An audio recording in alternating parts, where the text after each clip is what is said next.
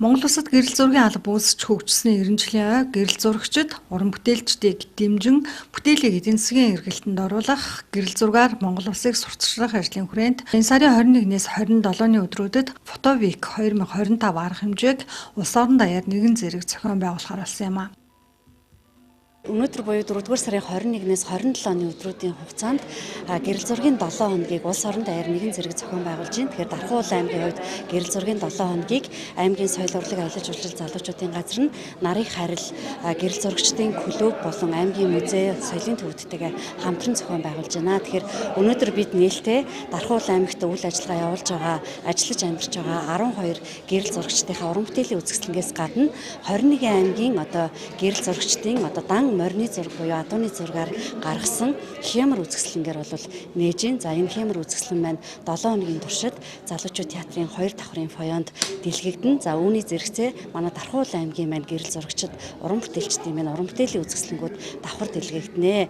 За үүнээс гадна Дархан Уул аймагт ажиллаж амьдарч байгаа Ахмад олон залуу гэрэл зурагчдын уулзалт, за гэрэл зураг сонирхогч залуучуудад зориулсан сургалт, за мөн гэрэл зургийн уралдаанд ирүүлсэн уран бүтээлийн уралдааны шалгаруулалт, за мөн Дархан Уул аймгийнхаа хүүхд залуучуудын дунд зохион байгуулсан фото медаль шалгаруулах уралдаан зэрэг мөн хамгийн сүүлийн өдөр фото стрит буюу гудамжны гэрэл зургийг сурталчлах гэх мэтчлэн олон талын үйл ажиллагааг зохион байгуулахаар бид өнөөдөр үйл ажиллагаагаа албан ёсоор эхлүүлж байна. Тэгэхээр энэс дарханчууд маань энэ 7 хоногийн хугацаанд залуучууд театрын 2 давхар болон за аймгийн музейд дэлгэгдэх Дархан Уул аймгийн маань түүхийг харуулсан гэрэл зургийн үзэсгэлэнг тус үзэж сонирхохыг урьж байна.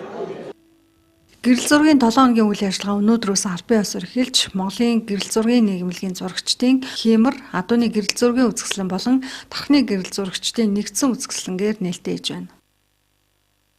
За яг ер нь гэрэл зурагчид өөр гэсэн онцлогтой, өөр гэсэн барьж авсан жанр төрөлтэй байдаг. За миний хувьд бол аж байдал болоод хуу хөний хөрөг зураг гэсэн чиглэлээр ер нь бол зураг дардаг голцоо.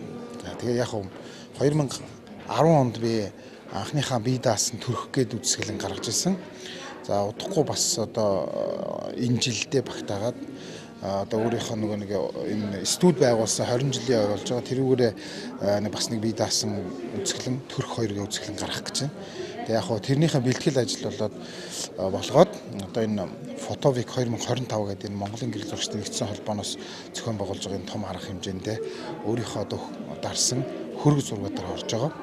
Тэгээд энд маань бол ямар ч нэг 10 гаруй зургаар орцсон байна. За манай тархины гэрэл зурагчид маань өөрөөсөө бас яг 10 гаруй гэрэл зурагчтай тустай орж байгаа. Нийтдээ бараг 12-3 зурагчид гэрэл зураг үзэсгэлэн гаргаж байна. Ер нь уран зураг гэрэл зураг хоёр чих ойрхон л та. Ер нь уран зургаас гэрэл зураг ер нь бол үүдэл авч санаа авч гарч ирсэн байдаг. Тэгэхээр бол яг фото зураг гэдэг маань гараар зурсантай яг адилхан бас үйлдэлийг хийжээж өөрөөр хэлбэл фото зургийг бий болгодог. Тэгэхээр миний хувьд бол ер нь жоохон уран зургийн зураачаар бол реалист талдаа зурдаг зураачтай их төстэй. Тэгээд тийм учраас нэг арт хөрөг буюу ийм реалист ийм хөрөг зургуудыг дарах дуртай файн арт төрлийн гэрэл зургуудаар дагнадаг. Зурагч хүмүүс ч гэсэн өөрсдөө материал болон цаг хугацааны үед зардал гаргаад аягүйх зардал гаргацсан байдагтай адилхан гэрэл зурагчид бас жишээ нь хэвлэлтийн зардал гэдэг тэгээд бас цаг хугацааны зардлууд гаргаж байгаа учраас тодорхой хэмжээнд уран бүтээлүүдээс бас ингээд худалдаалах борлуулах зардлаа нөхөх үзэсгэлэн гаргасан зургуудын зардлыг нөхөх гэдэг ийм их асуудал байна. Тэгээд мэдээж хэрэг зургаа худалдаж авъя гэдэг юм бол мэдээж өөрт нь бол худалдана. Энэ гэрэл зургийн үзэсгэлэнд 12 зургаар оролцож байгаа. Тэгээд сүүлд энэ жилээс болол 2 үзэсгэлэнд гэрэл зургийн үзэсгэлэнд оролцсон. Сүүлийн хамгийн том амжилтуудын нэг бол Орсын Виска Гран Приг авсан. Виска Гран При болохоор зөвхөн Орсын гэрэл зурагч дунд зохион байгуулагддаг. Тэгээд би Орсын гэрэл зургийн холбоонд бүртгэлтэй гишүүнээр явдаг учраас тэндээс Санкт-Петербургт цомоо хөрөнгөлтөө хүртэж авсан. За энэ зураг дээр жишээлбэл засвар дээр айгүй удаан хугацаанд ажилладаг. Бараг 7 хоног ажилласан засвар дээр нь яг байгалийн хүнд хэцүү нөхцөл гэх юм бол энэ нэмүсэн, тэнд нэмүсэн байгаа.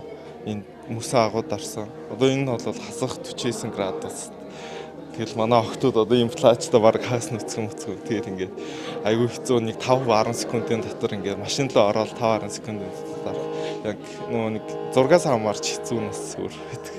Гэрэл зургаар яг мэргэжлийн төвшөнд ажиллаад бол одоо 8 жил болж байна. Тэрнээс өмнө бол зураач байсан. Зураач болохыг хөмрөөдөд амьдардаг байсан. За би миний нэг үг өгдөө. Тоош сарах бүрдээ би нэг амьдралыг түүх болгож үлдээдэг. За тус үзэсгэлэнд дархны гэрэл зурагчид өөрсдийн өнгө аясыг илтгэсэн шилдэг гэрэл зургуудаа дийлхэн үзэгчдэд төлөвлөж байна. За гэрэл зурагчид фото зургийг газар дээр нь хөнгөлтөн үнээр дарах үйлчлэгч мөнзүүлж байгаа юм а. За түүнчлэн төгсөлтийн монтажны буланг гаргаж зургийн студийн бүх төрлийн монтажны загварыг дийлгэжээ. За мөн аймгийн музейн сан хөмрөгт хадгалагддаг Дархан хотын түүхэн гэрэл зургуудыг гэрэл зургийн өдрөлийн үеэр үзэх боломжтой байна.